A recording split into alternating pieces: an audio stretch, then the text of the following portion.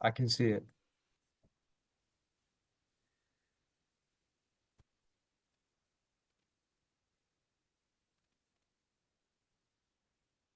Excellent. Are we ready? Ready. Go ahead. Awesome.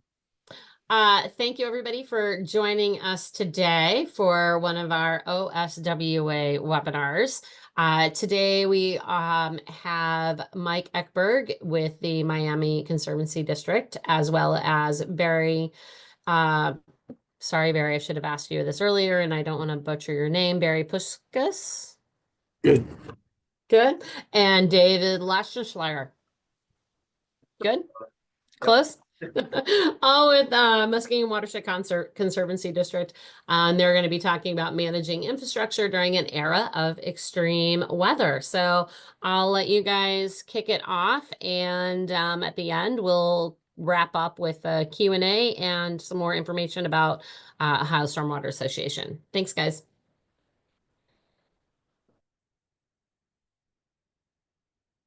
All right. Well, my name is Mike Ekberg. I'm a hydrologist with the Miami Conservancy District in Dayton, Ohio. And today I want to talk a little bit about extreme weather and the impacts that it has on the Miami Conservancy District's flood protection system. And I'm going to kind of use that word extreme. It's all kind of what your definition of extreme is. Honestly, since the Miami Conservancy District's flood protection system was built in 1922, we've had one really 100-year event. That would be extreme. I'm going to talk a lot more today about events that are kind of more in the 2 to 25-year kind of recurrence interval or magnitude. First, let me start with, my slide is not advancing in this. Let me try.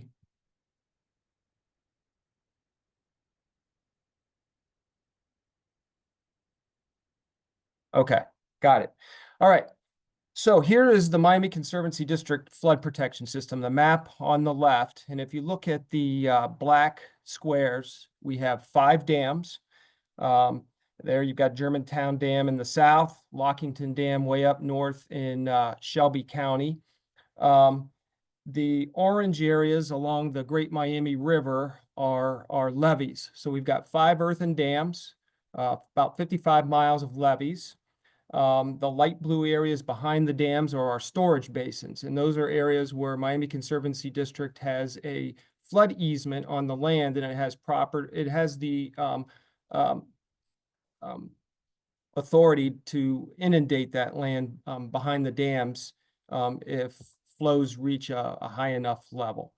There's no mechanical controls on any of the dams. They let normal flows pass right through the conduits. A picture of our Englewood Dam is on the right in the picture.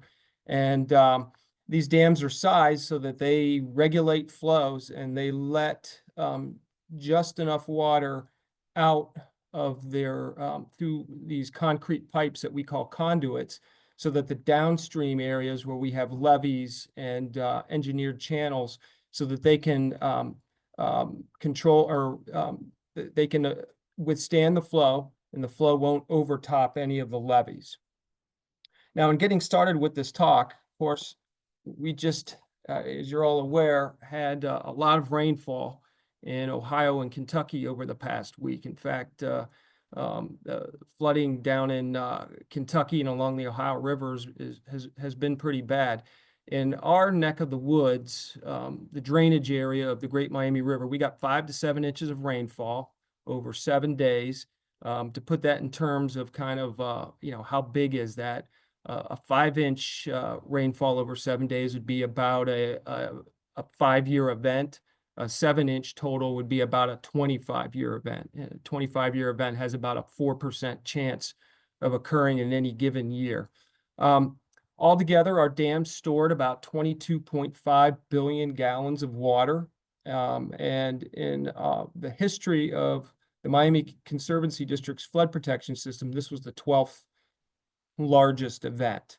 And overall, when it's all said and done, when we look at the peak pool levels behind the dams, it's probably about a 5-year event, or an event that has about a 20% chance of occurring in any given year. And it's a lot of these types of events that kind of become a real management challenge for us at MCD, because we're seeing more of these smaller events, and it's more wear and tear on our infrastructure. And I want to talk a little bit now about, kind of what we're seeing in terms of maybe a climate signal, and what's happening with the water cycle and trends that we're seeing. And this is just kind of a cartoon or a schematic of the water cycle over the Great Miami River watershed. So on average, we get about now 42 inches of precipitation a year, and we can measure runoff. And for the purposes of this talk, I'm going to include surface runoff and then groundwater flow into the stream, which kind of makes up the base flow. I'm going to lump those together and call that, my total runoff. And we get about, it's about 16 inches a year on average. The way we measure that is we take the flow that goes by our Great Miami River at Hamilton gauge, and we just total that for a year and apply it over the 3,600 square mile upstream of that, and figure out how much it would cover, how many inches of water it would cover that watershed upstream of the gauge. Evapotranspiration is about 26 inches a year. So my question, the thing I want to look at is, how is this water cycle kind of changing? Are there components of it that are maybe intensifying, and are we seeing changes? And right off the bat, we got to look at precipitation.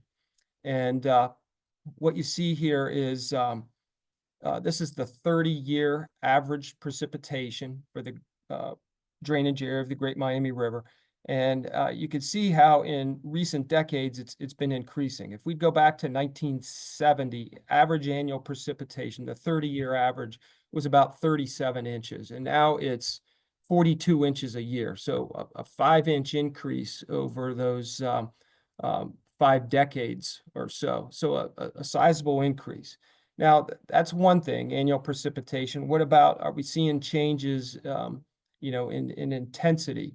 And what I've got here, for some reason, my slide, there we go. This shows the trends that we see for 9 precipitation observer stations within our watershed. And I'm just looking at the 24-hour duration precip. So if I would just look for these different rain gauges, the number, is there an upward trend in the number of days where we have any measurable precipitation at all? And if you look at that first column, I'm going to call that P greater than 0. You can see about a little over half, I think 5 of the 9, we definitely see an upward trend in the number of days that have measurable rainfall. And then as I shift over to the next column, how many days in the year did we see greater than equal to 1 inch of precipitation? And 8 of the 9 stations show an increase in that. And now as we continue to shift over, a 1-year event, which in our area would be about 2¼ inches of rain in a 24-hour period, about half the stations show an upward trend there, about half the stations don't. When we look at 2-year and 5-year events, we're not really seeing any statistical change. There are a couple of stations that do show a change, but a lot of the stations, there's no statistical change in that. So that kind of puts that precipitation intensity a little bit. And I'm only looking at one duration here, so it's by no means a complete analysis. That gives you a little feel for it. We look at runoff. Not too surprisingly, we see runoff, average annual runoff, 30-year mean is also increasing, which shouldn't be too surprising. If we get more rainfall in a year, we would expect mean annual runoff to go up. And that runoff, that increased runoff, is having an effect on the Miami Conservancy District flood protection system. What we do is, every time a dam, one of our dams, goes into storage and then goes out, we count that as one storage event. And we have logged the storage events each year since the flood protection system was in place. And when I look at the total number of storage events per decade, going all the way back to the 1930s, we see some interesting changes and trends here. You know, if we look through the 1930s through the 1960s, we seldom had more than 150 storage events in a decade. But then when we get to the 90s and the 2000s, we begin to see a striking change. And by the 2010s, we're over 300 storage events in a decade. Now, a lot of these events aren't huge, but they're enough that it causes our dams to begin to do what they're designed to do and regulate flows downstream. When we look at recurrence intervals for the Miami Conservancy District dams, this is one of our dams, Huffman Dam, and I'm showing peak dam pool events by decade. And I've got them categorized by whether it's a 2-year event, a 5-year event, or a 10-year event.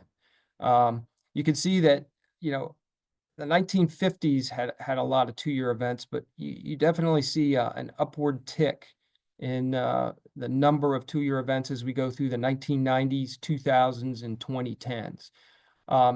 5-year events, you know, we had a lot of them. It's kind of hard to say that there's really any trend there. We've had more in the 90s, 2000s, 2010s than we had in the 80s or maybe 70s, but we had a lot of them in the 40s and 50s as well. And 10-year event, you know, there's really no trend there. It's really with the 2-year events that we see a noticeable upward increasing trend. And what does this mean for the landscape in our area? Well, we're seeing more, anecdotally, more flooding in low-lying areas. This picture shows where thunderstorms in May dumped 5 inches of rain just north of Dayton in a small area. This about 5 inches of rain in a 2-hour period of time. That's actually a 1,000-year event, but it was a pretty small localized area, but it quickly overwhelmed the stormwater drainage area, and it overwhelmed, a creek went over its banks, and it flooded Interstate 70, closed it down for a period of time after that event. The other big thing we see is stream bank erosion. A lot of our streams, particularly in agricultural and urban areas, are incising, downcutting, and we're seeing more and more of what you see there in that picture. I'm now going to turn it over to Barry, and he's going to talk about, you know, direct impacts that we see, you know, on our infrastructure here at Miami Conservancy District. Thanks, Mike. I'm going to try to take over sharing. There we go. You guys see my screen? So thanks, Mike. I'm going to kind of continue on with Miami Conservancy District and more infrastructure side of things. And like Mike said, there are stream bank erosion happening. There are some active areas in our system in Southwest Ohio. This area is a zone that's the rivers move 300 feet laterally. And that bank drop there is about 10 foot on the kind of the bottom photograph. So lots of scour, a lot of movement. And you may see that in your area in the state, around bridges. I mean, on my way to work, you can identify some areas that are eroding towards the road, and it's becoming more of a problem. In the upper right, you can see that bank scour and kind of the sand deposits on the inside bend at the bottom. But for our infrastructure, looking at our dams, we do get drift accumulating at our dams. And this is natural woody debris. If it's in the system, it's in the river. These more frequent events that Mike was talking about, slowly it can accumulate drift at our dams. Now, our dams are dry dams, so there's no reservoir, no pool. So at normal flow, the river is flowing through the conduits. It may only be a foot or 2 deep. Some areas are less. But these more frequent events build up more drift at the dams. And What that does, it takes additional maintenance, cleaning these out. A lot of times we trim or remove some of the larger objects that can get through, and sometimes causing additional damage at the dams. This was Sunday morning at Germantown Dam on Twin Creek. And you can see that drift accumulating on the upstream side. And this pool storage was, what, 42 feet of rise. You can see on the hydrograph on the left. So you basically get a 4-story building, deeper water upstream of the dam, and then back down. And today we're at 5.2 feet. So that's back down, but all this drift is laying down on the upstream side. And that drift accumulation is about the size of a football field. So if you think about how big that is and massive that is, that's a pretty large drift mat. So what happens is that these dams, they can build up over time. They can block conduits. A lot of times we see that debris float up, and then the free flowing water goes underneath. So it doesn't impact flow capacity too much, but on the recession it could. So this photo, these 3 photos kind of show us working through that drift, removing it, additional maintenance. And as we get more and more events, we see more drift accumulating. We have to deal with it and clean out the structures. Switching over to another topic is levee erosion. So the more frequent events we're having, say the bankful term is more of a river geomorphic term, which establishes kind of the shape of the channel and is the standard sediment transport load. And so we're getting those 1 to 2 year events, and Mike's plots show we're getting more frequent events. Well, more frequent loading on the levees or the embankment can cause erosion and just more activity at this lower level. So again, it's additional maintenance, it's embankment repairs. We need to improve vegetative cover to deal with that. And so what that looks like, these 2 photos kind of shows the erosive areas down in the lower levels. Again, this is 1 to 2 year events. And below that yellow line is where that erosion occurs. You can see on the steps on the right, we're getting some changes in the erosion. This is stuff we have to deal with over time and improve it. So how we deal with that is, there's a kind of a time series photos here. Where on the left, we're removing some vegetation, we're removing some topsoil, we're putting more topsoil down, and we've reseeded that kind of on the lower right photo. That's kind of the finished work to get that seeded well, get better root mass established so that we can reduce erosion. We've also placed some erosion control matting in these areas. So as these more frequent storms happen, we have to address these issues and keep up with it to improve levee safety and levee stability to prevent erosion. So more recent, activity that we've had rain over the region, as Mike said. At all 5 of our dams, if you take the total storage volume, we're only using 8% capacity of the entire system in storage volume at the dams. And this is the 12th highest event since 1922. So some dams may be up to 30% capacity, some are down in the 10 and 8% range, but total system wide, this event is only 8% capacity of the system. Impacts in the region over the weekend. Here's some roads overtopped, lots of cornfields flooded. We've had some low-lying water underneath the bridges, road closures. So it has been somewhat difficult to get around the region to look at the flooding and to operate the system, but we definitely have routes that we can get around. Dayton, right here, we're Mike and I are in the office, our headquarters downtown Dayton, about the center of the photo. And Dayton is 98% regulated by our dams. So lots of control, lots of regulation. We have 19 miles of levees in Dayton. We have 11 miles of an approved channel. As far as flow capacity, we've used 39% of the flow capacity. Now, to go to that next level, 60% flow capacity takes a lot because the dams are storing a lot more volume. But again, this is the 12th highest event since 1922 of our system. So those are things that we're working with our infrastructure and kind of what we're seeing in our region. So with that, I'm going to turn it over to Dave.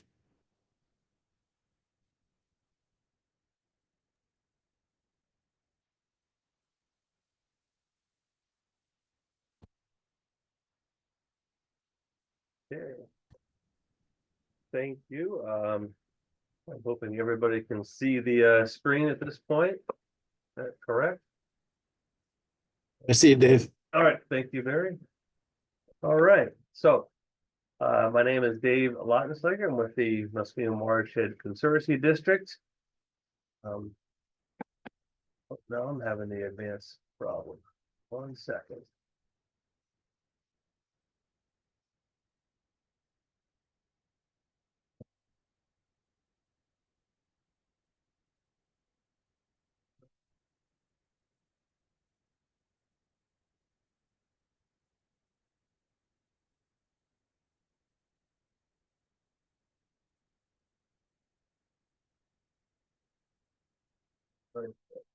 I'm guessing right now you're looking at both screens, is that correct?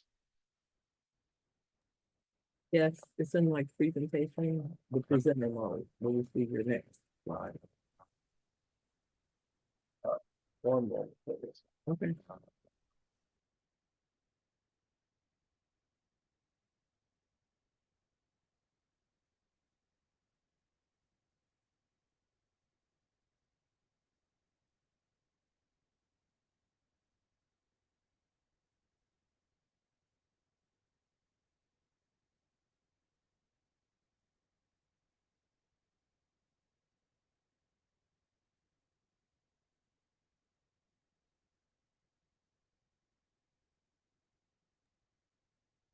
You need us to bring up the PowerPoint again?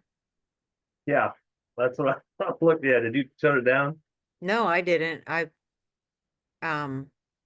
Sarah or Anna, can someone bring the PowerPoint back up?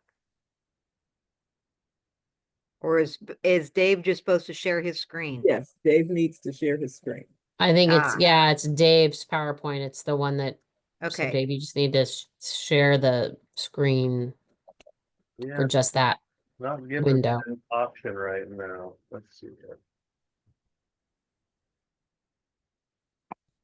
Dave, I had to share the screen and then use my arrow keys to advance the slides on my end, if that helps. If you hover down at the bottom, does the green share square show up? There we go.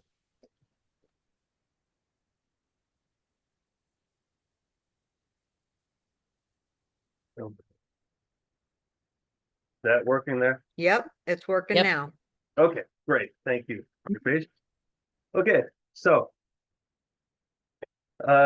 anyway, I have been with the district since 2009, so I've seen quite a bit of storm occurrences over the years. I'm glad Barry and the company there, Miami, was going through some of their history in that, because I'm going to kind of switch a little bit gears and talk about some of the monitoring tools that we use watching the weather. So I'm going to go through quick history of MWCD and our purpose. We do parallel a lot with Miami, very similar but different in a lot of different ways. Then I'll go into the different pattern gauges and different items with USGS gauges.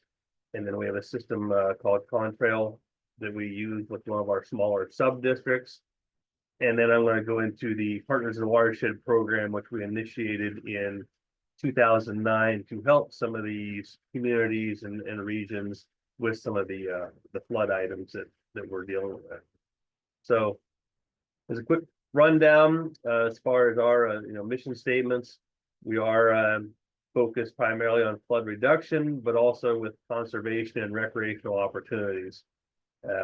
With the creation of these dams and these lakes, it turned into an opportunity for us to put in, a series of campgrounds. And also, during the development of the district, millions and millions of trees were planted. So we have a large forestry operation as well. So we have mapping and foresters of hardwood, softwoods. So we sustainably harvest those as appropriate. And then we also do have some cottage sites along our lakes where we do lease lands. They are public lands for hunting, with the exception, of course, the cottage areas in the parks. And then something else that does draw a lot of attention to us, good and bad, is our oil and gas. We've actually been tied to oil and gas and in that industry since the very beginning. And we go back to the 80s. Well, prior to that, but in the 80s, were like the Clinton wells, and now to the Marcellus shale, Utica shale, that's in our part of the state. So much like Miami, the flood of 1913 was a big, of course, a driving force for us. So I just have a couple of the mandatory shock and awe photos, I guess you could say. So here's some pictures of Massillon, and here's some of Zanesville, which used to be the headquarters area of the MWCD many years ago. Just a little bit of a quick understanding. We're a political subdivision of the state of Ohio, as from 61001 and the ORC. We are self-funded, so we do not receive any tax dollars. There's been some times in the past, many years ago, where we were looking to the state and they more or less said, figure it out, which we have. We primarily were driven by camping revenue, and then also forestry operations. We also do some crop share programs with different farmers that we share in the proceeds and or loss, if it's the case, with farming operations. And then oil and gas. Oil and gas was always, like I said, always a part of this. It wasn't really a big part until the boom came through in about 2011 and 12. And we've been using a lot of those funds. We do not use it for operation. We use it primarily for park rehabilitation and park upgrades. So we cover about 20% of the state in our jurisdictional area.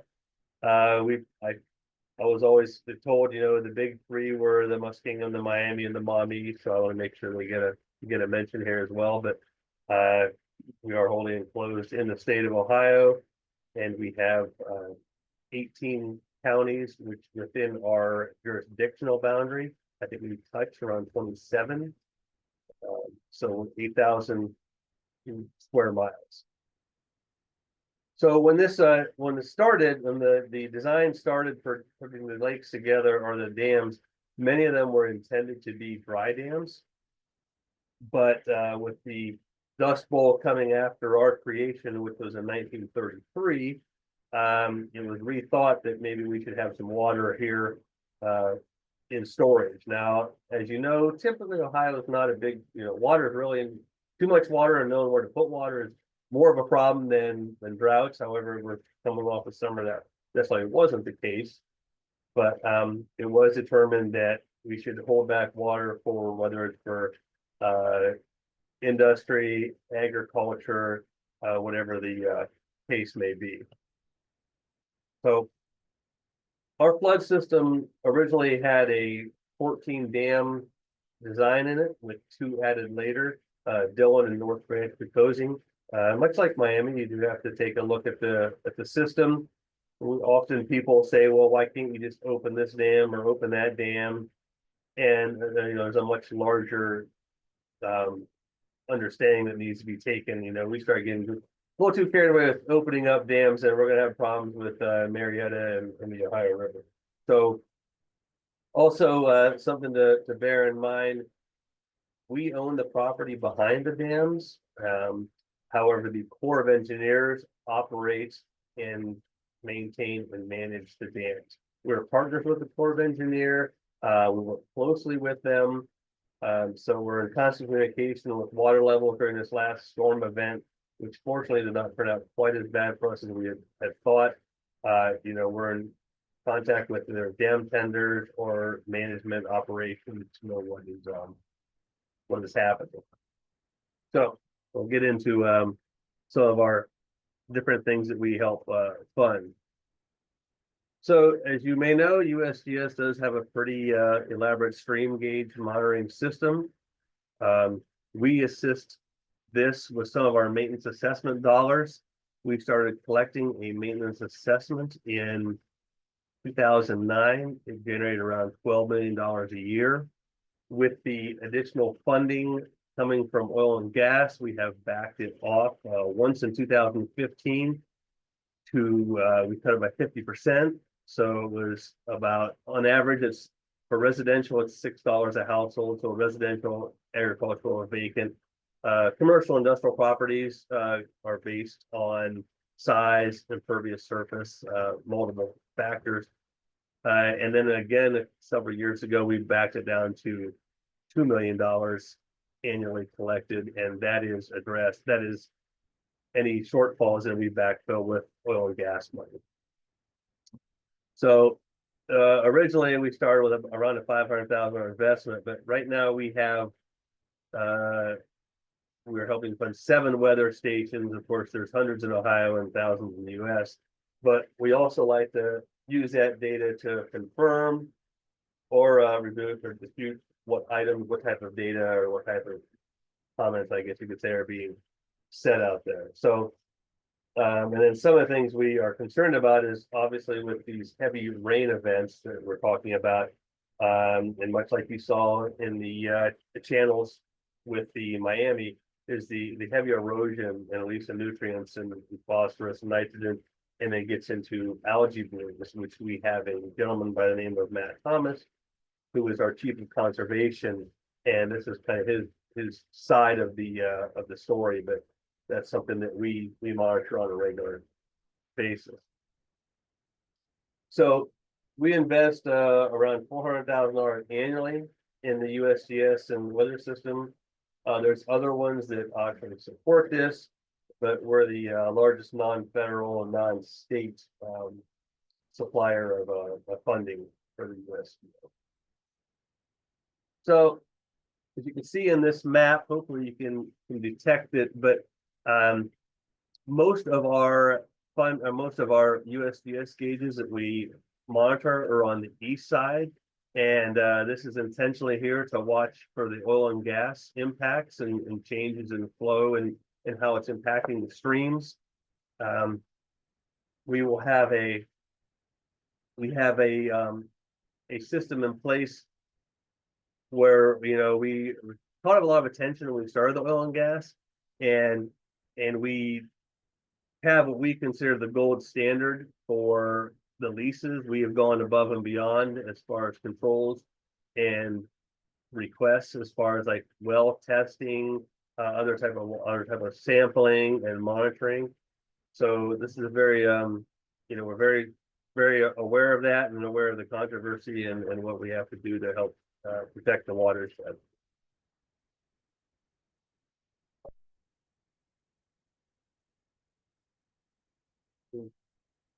So with these USGS, they're all online. You can select gauges and levels that you want to be notified on. So if there's a particular interest that you have, for instance, if it has to do with the dissolved minerals, or more commonly, probably what most people are looking for is a type of water volume or elevations. But one of our items of concern, of course, is the man-made items that'll have an impact on water, right? We're the biggest, quite frankly, the biggest problem. So we watch for desalt, but and also brine from the oil and gas industry. And to date, and we've been, like I said, the oil and gas has been heavy here for well over a decade. We have not detected any type of brine spill within any one of our gauges. So the other item I want to talk about briefly is the Chippewa subdistrict. It's to the northwest of this. It spans over it's Medina and Wayne counties. And we have a system of 8 dams. They're all from PL 566 or class 1.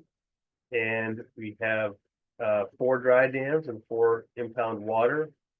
This particular one that we're going to talk about today is at Hubbard Valley. You can actually see it from 76 and 224. It's also the home of the Chippewa Subdistrict office. And what we found is a instrumentation telemetry model or unit that we can use to help watch what's happening. So there's just a couple of the statistics on this particular dam, and then here's a picture of the unit. Like I say, it's Contrail, and it's a very actually elaborate weather station. We self-installed it. We had we have an internal dirt crew that takes care of this type of item. So we had this put in. It's mounted on the intake structure. Pretty straightforward unit. And then based on cell service, then we can start getting information. So we have a membership or a contract with Contrail, or the not raindrop, is something like I'll come back to me system. But I mean, we can get into the weather, the conditions, and the dashboard, which we can monitor and set up how we want to arrange them. So this particular one, if you look in the upper left hand, if you can see it there, it says Hubbard Creek. Here's some of our precipitation during the last hour. And then we have, okay, the strength of the unit, and then waterfall, and then of course there's rain systems. And then we can also watch historically. This one here goes back several months. So we can take a look at, the high points and then go back and cross-reference to rainfall. So it's a very nice unit to have, and has a lot of different information, which of course you can customize. So just your standard items looking for rainfall, but then also, and there's no flow in this because this is just for at the dams. But this has been a big time saver. We have eight dams up there, and if we were going to have to take a look at all of these things, of course it would take over an hour, and that doesn't include, it's not like you can drive up. There's typically not roads on these dams like there are some of our larger ones, or like the levees maybe in Miami. So besides the time it would take, let's just say if there's nobody up there, I got a 1 hour drive there plus another, it could be 2.5, 3 hours before I even get to everything. So it would be you would kill a large part of the day, quite frankly, if you had to go all of these in person. So just for a couple ideas here, we have this at 3 locations, 2 of the wets and 1 of the dry. Originally, the installation was closer to $20,000 a year, but of course, with COVID and all the fun stuff that came with that, with construction, it's closer to $25,000 now. Our annual and data and web fees run a little over $4,300. So, considering the time savings, not too terribly costly, as we know, if we have a CAD or Esri or the Word or the Microsoft, if you understand what some of these data costs are, it's not too bad. So that is Contrail. So the other item I want to talk about today is the Partners in Watershed Management Program. This is just my opportunity to take a captive audience and shamelessly plug our program that's been in place since 2009. And basically what we're doing is we're just supporting other agencies and groups with different programs, primarily flood reduction and mitigation and conservation. So we can also get into water quality, water control, and trying to leverage other cost share dollars.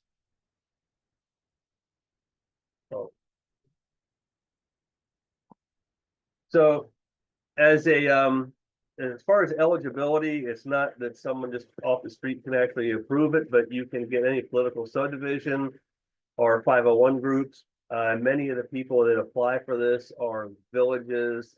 We've done a lot of work with cities, people like Rural Action, soil and water conservation districts. They're all eligible for these type of projects. And this was something that we had in our authorization, our amendment to the official plan in 2009, which outlined when we started the assessment back in 2009 is how are we going to spend these monies. The maintenance assessment monies cannot be spent on anything recreational. It all has to be items that are really for the good of the watershed. So it could be also, it's how we fund our dam repairs, our shoreline work, and our dredging as well. So some of our agency partnerships here are the, of course, the names familiar with everybody here, ODNR, your CORE, Ohio EPA. These are some of the partners that we can share in the funding with our project. So another item that we do, we put together is a debris removal program. This can run anywhere from 150 to 120,000 a year, with $20,000 a shot. And really, this is just meant to help smaller areas, like I said, soil and water, more rural areas that are having problems, that we can help in, reduce the debris in the streams and the waterways and log jams. They can cause significant erosion and stream bank, much like you saw Barry talk about. This is not meant to be a maintenance program. However, this is for significant debris bills and log jams. And I can tell you, we had a combination DRP with one of our PWM programs where it was the Stillwater Creek, it was near Piedmont Lake. And it was a very substantial log jam. It was probably going to be around $250,000 or so to remove, to clean up. However, there were a couple. It was an old bridge, trestle parade railroad. So we asked them, it's like, go back, get additional pricing to what it would cost to take out these piers, because it's just going to happen again. So we did. Of course, it ran the price up closer to 300. But we knew it was going to be, it's a good project. This fell under the PWM side, but it was something we pushed for, and they went ahead and complied and went with it to get the full job. So since we've had this program, we provide about $16 million in funding for 156 projects. We've included all the counties within the watershed. Right now, we're at about 1.3. Our budget is about 1.5 that we're able to review. We bring in the projects, the deadline September 1st, and we review these. We have a technical review advisory committee that helps us with the scoring and the judging. And the last thing I want to cover is in 2024, the folks at MS Consultants helped us develop a manual for implementing BMPs for different applications, rural and urban. These will be on our website. A lot of good items in here. They're more for people to take a look at, see if they can fit it into one of their projects. This particular item here's a rural application of for a stream. Here's another area. Here's a photograph of it in place. And like I said, this manual will help guide people, and also just giving people ideas. It will help you score a little bit better if you go with one of these options. And then in addition to putting together this manual, they will also assist us with funding sources. There are a lot of funding sources out there. It can be, some of these applications can be a little daunting. Ours is pretty straightforward. So, that is on our website. It's mwc.org if there's something that might be of interest, or if not, or you just want to talk about it and have an understanding, a little better understanding of the program, you can definitely contact me, and I will assist you in any way. So with that being said, that is all I have right now.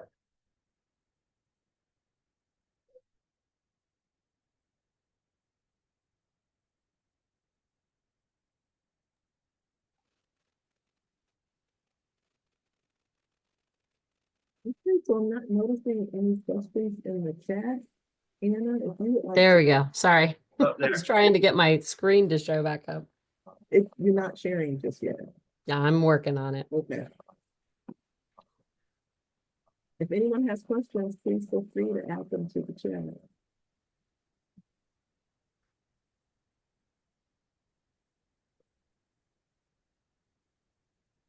Okay. So I was asked about, that was mine for the types of projects, correct? We're actually using that polling feature to gauge attendance for the session. So actually question 3 was asked twice.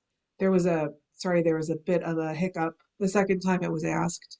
So if folks want to respond to question 3 a second time, it looks like most folks already have. Sorry for the confusion about that. Are there any other questions in the chat that need addressed?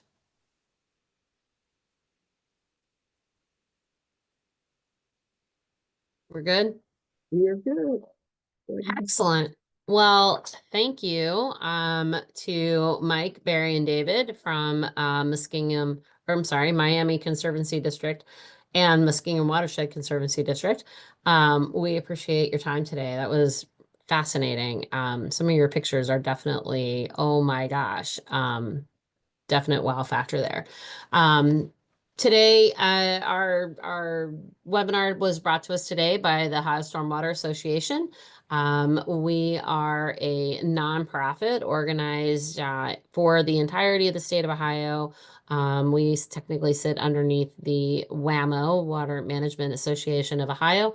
And our focus at OSWA is advanced management of stormwater and natural resources through education, leadership, technical assistance, and that is what we do.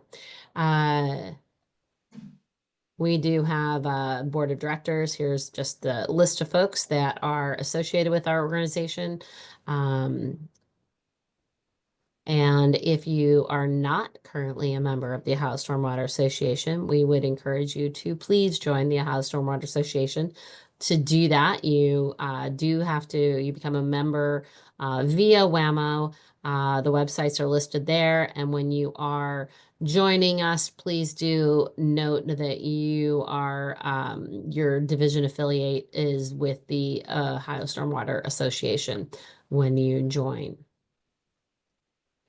We at the Ohio Stormwater Association also have a variety of committees. If you're interested in getting involved in our organization, we appreciate any and all participation and love to have a variety of businesses, nonprofits, gov organizations represented in OSWA, and we have a variety of committee opportunities as well. So there's a list of our committees. We did do CEUs, PDHs throughout. So Sarah, do you handle any questions about any additional needs for CEUs, PDHs? That was the reason why questions were asked, and all of that documentation will be provided later. Yes, if folks have questions about that, they can contact me. That's fine. Sarah, Excellent. Thank that's you, W. Sarah. No problem. Anna, looks like there's some questions in the chat.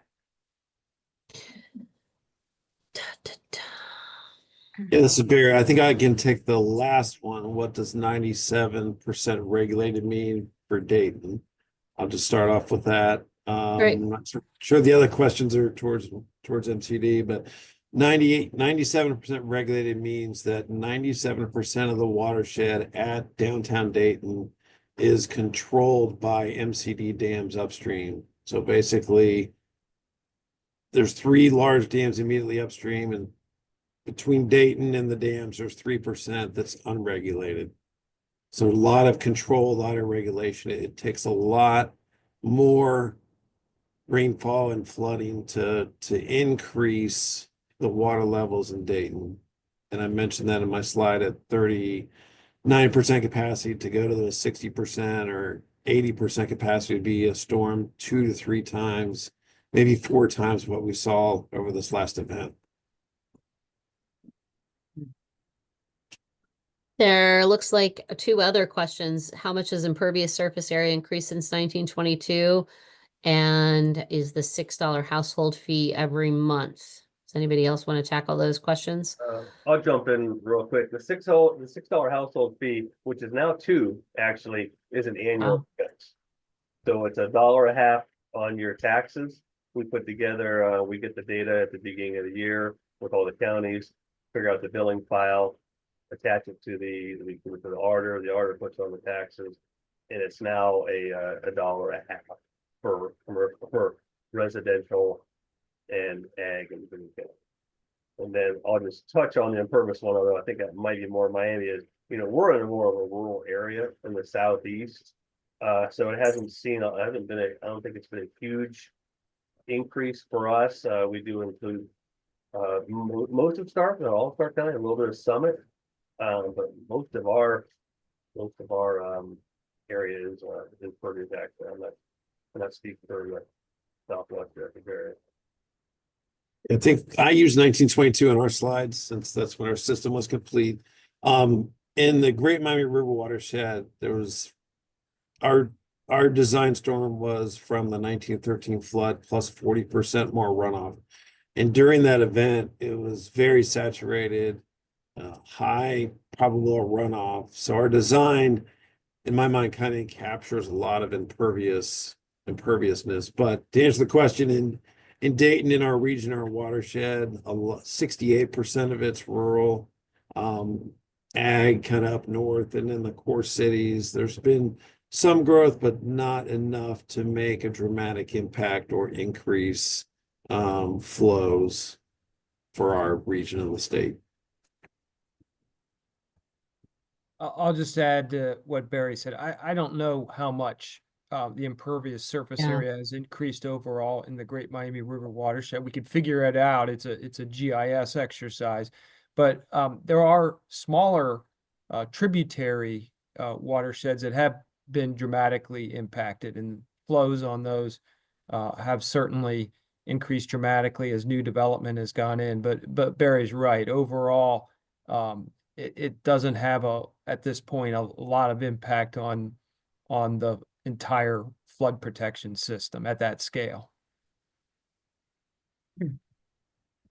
Fantastic. Thank you. Any other questions?